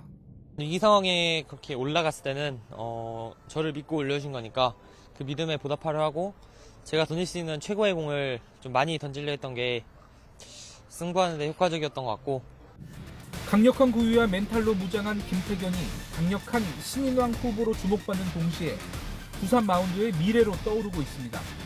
YTN 양시창입니다. 프로야구 키움이 도슨의 결승타와 이주영의 3타점 활약을 앞세워 NC전 4연패 사슬을 끊었습니다. 키움은 서울 고척돔에서 열린 NC와의 프로야구 홈경기에서 4대4로 맞선 8회 도슨의 결승 적시타와 이주영의 쐐기 타점을 더해 NC를 6대4로 눌렀습니다. 고령화와 일손 부족의 소득 감소까지 겹쳐 어려움을 겪는 농촌이 공동 영농으로 활로를 모색하고 있습니다. 마을 주민이 조합을 만들어 공동 영농에 나서면서 규모화, 기계화가 가능해져 농업 생산액이 3배 이상 늘었습니다. 이윤재 기자가 취재했습니다. 푸른 작물이 가득한 경북 문경의 들판. 할머니 67명이 수확을 앞둔 양파가 잘 자랐는지 꼼꼼히 살핍니다. 모두 마을 영농조합에 참여한 주민들입니다. 혼자서 농사짓던 땅을 영농조합에 맡기고 배당금을 받으며 마을 주민이 함께 농사를 짓는 겁니다. 예, 훨씬 더 많지요, 많기는. 그렇게 정말 이런 거 하는 사람들이 힘들지만은 그나마 이제 값이 그전 되면 더 비싸니까 괜찮지요, 뭐.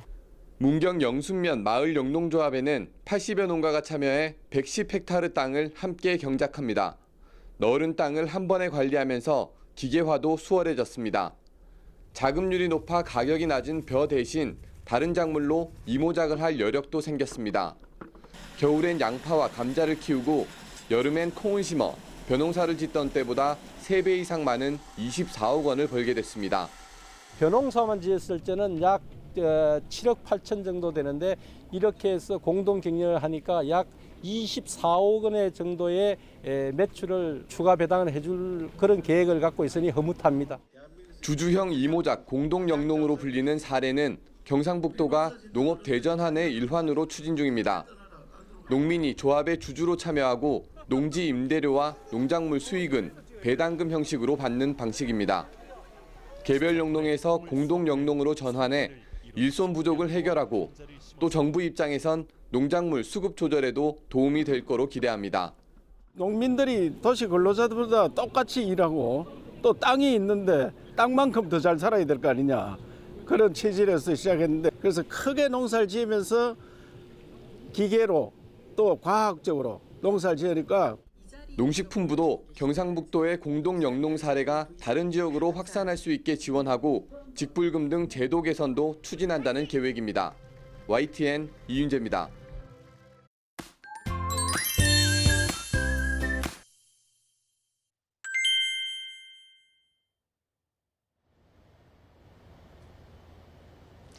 오늘 서울은 예년 이맘때 수준의 늦봄 날씨를 보이겠습니다. 서울 한낮 기온이 25도로 어제보다는 낮겠지만 여전히 따뜻하겠습니다.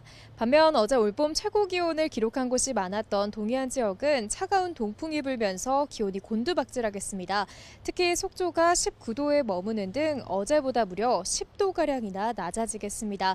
급격한 기온 변화에 건강 잃지 않도록 각별히 유의하시기 바랍니다. 오늘 서울 등 중부지방은 하늘에 구름이 많이 끼겠고 남부지방은 비교적 맑은 하늘이 함께하면서 낮 동안 자외선 지수와 오존 농도가 높게 나타나겠습니다. 다만 오전까지 강원 동해안에는 5mm 미만의 비가 조금 내리겠고 영서 남부와 충북 남부, 남부 내륙 곳곳에는 오후 한때 요란한 소나기가 지나겠습니다. 이 지역에 계신 분들은 갑작스러운 비에 대비해 우산 하나 챙겨 나오시는 게 좋겠습니다. 오늘은 충청 이남을 중심으로 낮더위가 이어지겠습니다. 대전과 대구 28도, 광주는 30도가 예상되고요. 동해안 지역은 강릉이 20도 등으로 한낮에도 서늘하겠습니다. 주말과 휴일 날씨도 궁금하실 텐데요. 토요일인 내일도 중부지방은 하늘빛이 흐리겠고 휴일에는 전국에 비 소식이 있어서 나들이 계획에 참고하셔야겠습니다. 비는 휴일 밤사이 전국으로 확대해 월요일까지 이어지겠고요. 일부 지역에는 다소 강한 비가 벼락과 돌풍을 동반하며 요란하게 쏟아질 수 있겠습니다. 오늘 비나 소나기가 내리는 지역에서는 가시거리가 짧고 또 도로가 미끄러운 곳이 많겠습니다. 차간 거리를 넉넉히 두시고 속도를 줄이는 등 교통안전에 유의해 주시기 바랍니다. 지금까지 YTN 윤수빈입니다. 뉴스업 금요일 순서 마칩니다. 네, 즐거운 주말 보내시기 바랍니다. 여러분 고맙습니다.